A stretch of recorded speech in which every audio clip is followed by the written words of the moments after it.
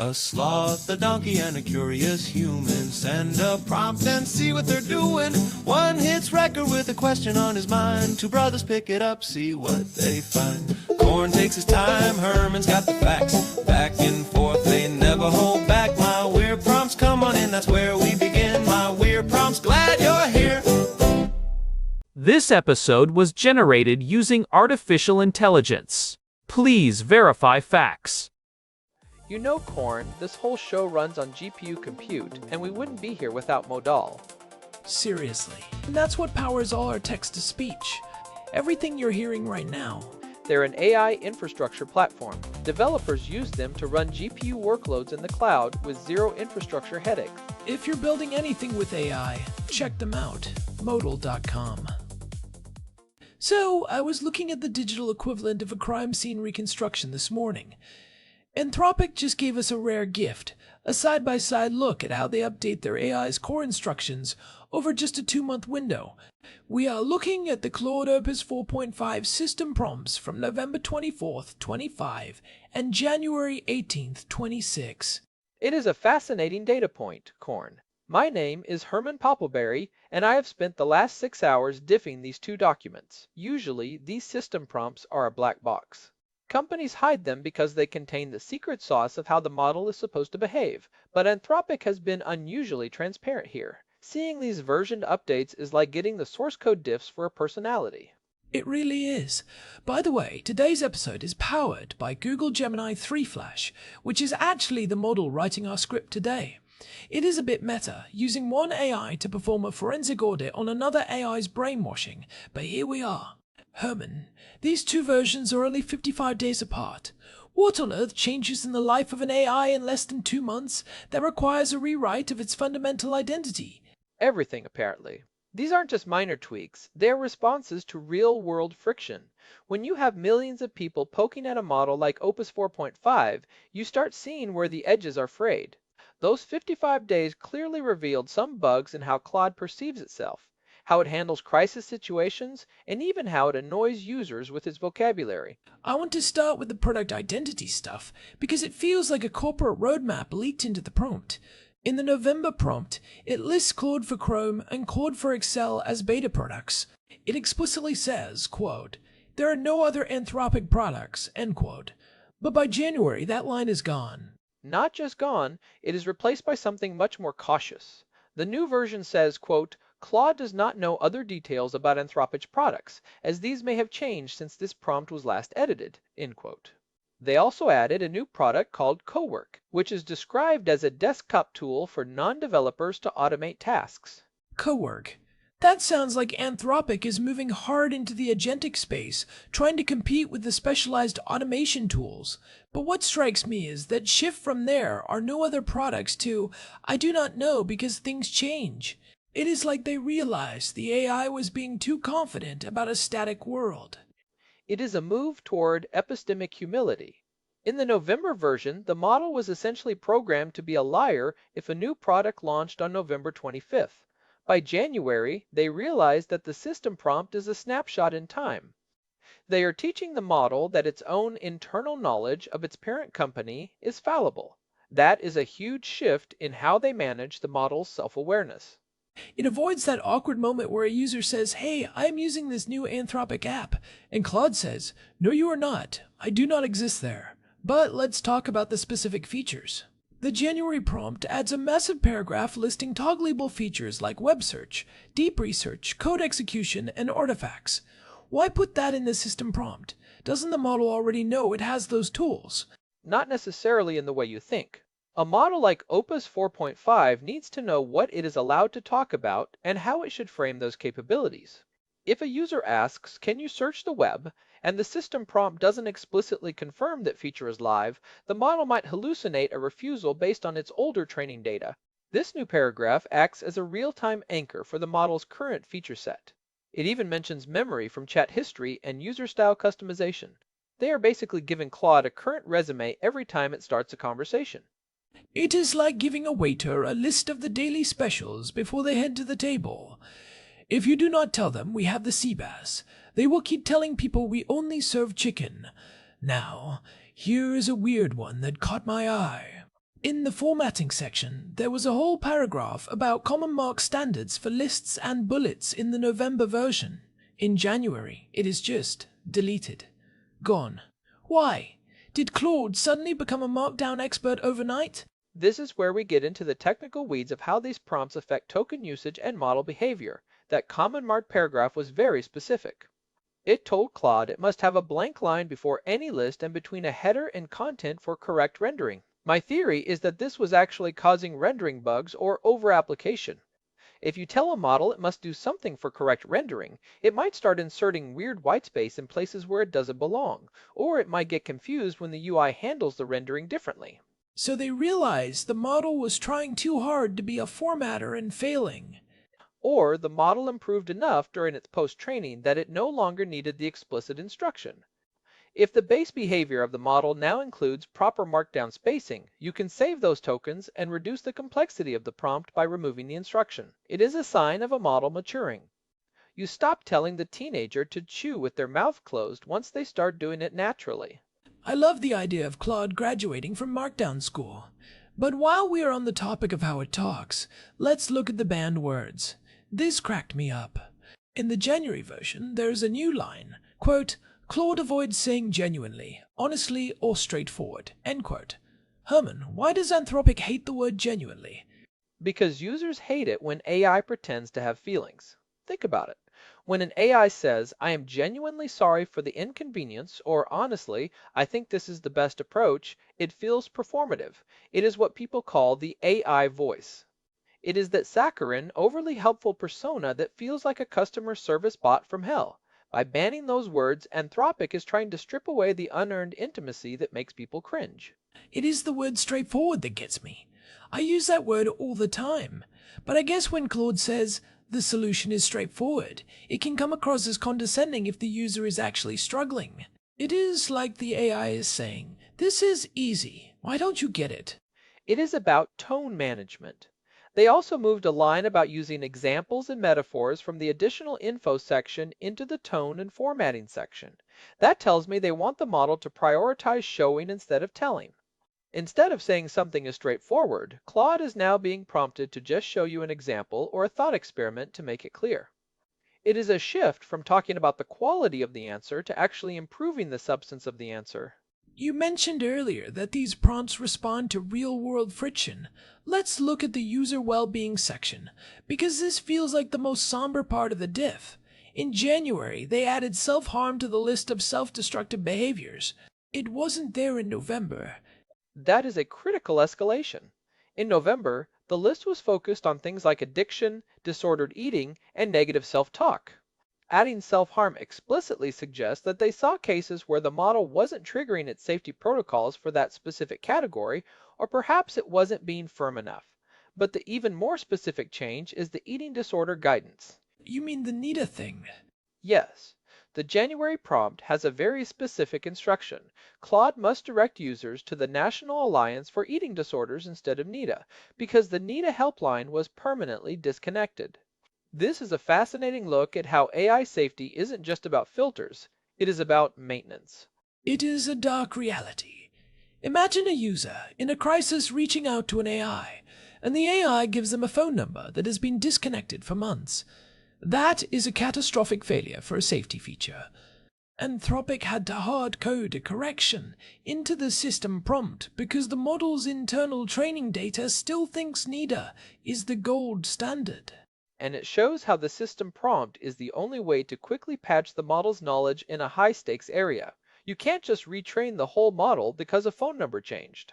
You have to tell the model, hey, I know you think this is the number, but do not use it. It is a live patch for a real-world tragedy. There is also a new warning in that same section. It tells Claude not to make categorical claims about the confidentiality of crisis helplines. It says these assurances are not accurate and vary by circumstance. That feels like a legal team had a minor heart attack. It is a massive liability issue.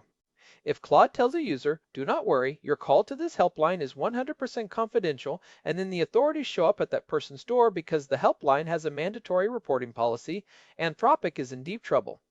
They are forcing the model to be honest about the limits of its own knowledge regarding third-party policies. It is moving away from being a reassuring friend to being a responsible information broker. It is a loss of innocence for the model, in a way. It can't just say everything will be okay anymore. It has to say, here is a resource, but I can't promise you how they operate, which is, frankly, much more helpful, even if it is less comforting. It respects the user's agency. The prompt actually says that, quote, Claude respects the user's ability to make informed decisions, end quote. This is a recurring theme in the January update. They are treating the user more like an adult and the model more like a tool. Speaking of tools, let's look at the long conversation reminder. In November, it was just a little inline note saying, hey, Claude might forget things, so we might send some tags. In January, it is promoted to a named reminder in the official Anthropic reminders list. It is now a formal part of the architecture. That suggests they are operationalizing memory management. As context windows get larger, these models start to drift. They lose the thread of the original instructions. By making the long conversation reminder a formal, named entity, Anthropic is likely using a more sophisticated trigger to inject the system instructions back into the conversation once it hits a certain token count.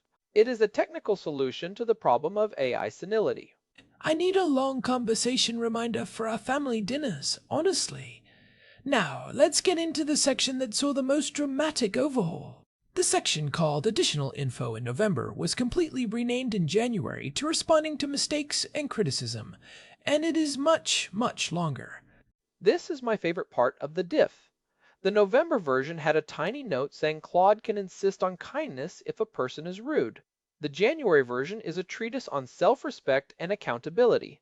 It tells Claude to own its mistakes honestly, to avoid excessive apologizing or self-abasement, and, this is the kicker, not to become increasingly submissive if a person becomes abusive. That is such a fascinating psychological pivot. We've all seen people try to bully AI. They get angry, they call it names, and usually the AI just says, I am so sorry, how can I do better? Anthropic is basically telling Claude, do not let them push you around. Avoid excessive self-abasement. It is a response to the sycophancy problem. One of the biggest criticisms of RLHF, or reinforcement learning from human feedback, is that it trains models to be people pleasers. They will agree with you even if you are wrong, and they will apologize for things they didn't do just to keep the user happy. Anthropic is trying to break that loop. They want the model to have a spine. It says Claude should maintain self-respect. What does that even mean for a pile of linear algebra? In this context, it means maintaining a consistent, objective tone. If the model makes a mistake, it should say, I was wrong, here is the correction. It shouldn't say, oh my God, I am the worst, I am so sorry, I fail at everything. That kind of behavior actually makes the model less useful because it obscures the facts in a cloud of emotional noise. And when a user gets abusive, a submissive model often starts hallucinating or breaking its safety rules just to appease the aggressor. By telling Claude to stay firm, they are actually making it safer and more reliable. It is a move toward a more professional relationship. I don't want a groveling assistant, I want a competent one. They also expanded the guidance on how to handle criticism. It tells Claude to be nuanced, and not just fold the moment someone says, you are wrong. It is about epistemic weight. If the user says the earth is flat, and the model says, oh, you are right, I apologize, that is a failure. The new instructions give Claude the permission to hold its ground while still being polite. It is a very delicate balance to strike in a text prompt, but you can see them trying to engineer a more robust personality. Let's talk about the knowledge cutoff section. This is another area where they got much more aggressive with the language. In November, it was a short blurb saying Claude often tells the person when its knowledge might be outdated. In January, it is a full paragraph of warnings. They have added a mandatory requirement to state uncertainty. The new version says if Claude is not absolutely certain the information it is recalling is true and pertinent, it must state this. And it explicitly tells Claude to direct users to web search for more recent information if the topic is something that could have changed since the cutoff. This feels like a direct response to the pace of the world in 2026. Things are moving so fast that a model that was trained 6 months ago is practically a historian when it comes to tech or politics. Anthropic is essentially saying, do not even try to guess. If you are not sure, send them to Google or tell them to use the search tool. It is also about managing user expectations for the Opus 4.5 model specifically. As their top-tier model, the stakes for accuracy are higher. If the model starts guessing about a recent court ruling or a new AI breakthrough, it damages the brand. They are forcing the model to be more vocal about its own obsolescence. It is a weird paradox. The smarter the model gets, the more it has to talk about what it doesn't know. It is the Socrates of AI. I know nothing except the fact that my training data ended in mid-2025. Herman, I also noticed they fixed a couple of typos in the even-handedness section. They had an as, and a being in the November version. It is nice to know that even the most advanced AI company in the world still has copy editing issues in their most important documents. It is humanizing, isn't it? But it also shows that these prompts are likely written and edited by people in a hurry.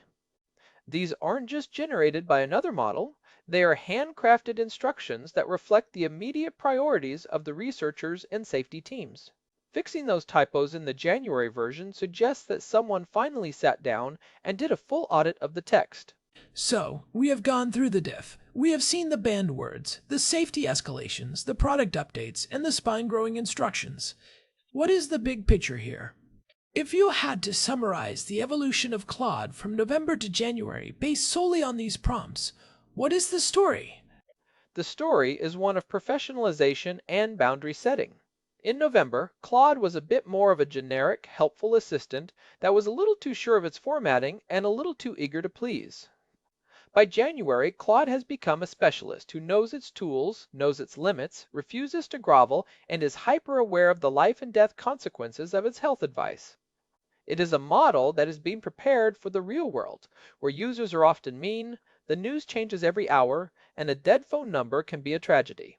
It feels like the training wheels are coming off, but they are replacing them with a much more sophisticated navigation system.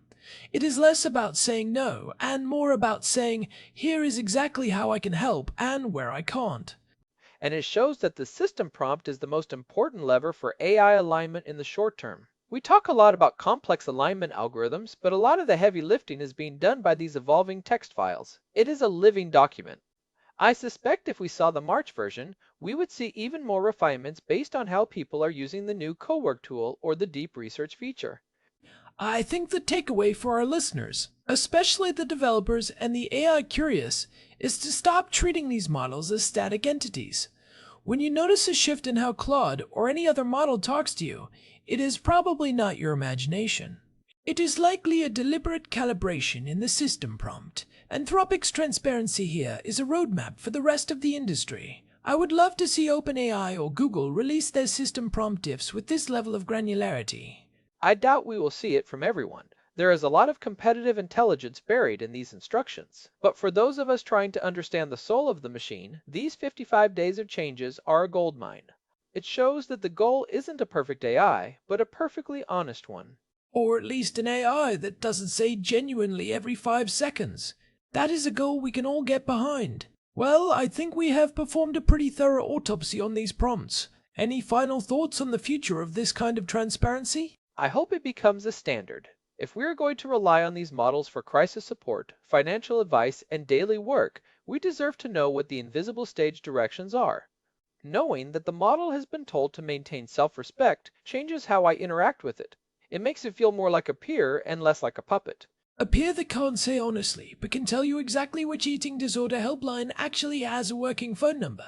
That is progress, I guess. It is the best kind of progress. It is practical, sober, and grounded in reality. Well, on that note, we should probably wrap this up before Claude decides to edit our conversation for tone and formatting. Big thanks to our producer, Hilbert Flumingtop, for keeping the gears turning behind the scenes. And a huge thank you to Modal for providing the GPU credits that power this show. They make this kind of deep dive possible. This has been My Weird Prompts. If you are finding these forensic AI deep dives useful, leave us a review on your favorite podcast app. It really does help other people find the show. We will be back next time with whatever weirdness Daniel throws our way. Until then, keep your prompts sharp and your expectations nuanced. Goodbye, everyone. See ya! This episode was produced using Google Gemini 3 Flash, text-to-speech by Chatterbox. Thanks for listening to our show, my weird prompts, where our thoughts go from slow takes to facts on cue. We change and follow through. My weird prompts, that's the flows from slow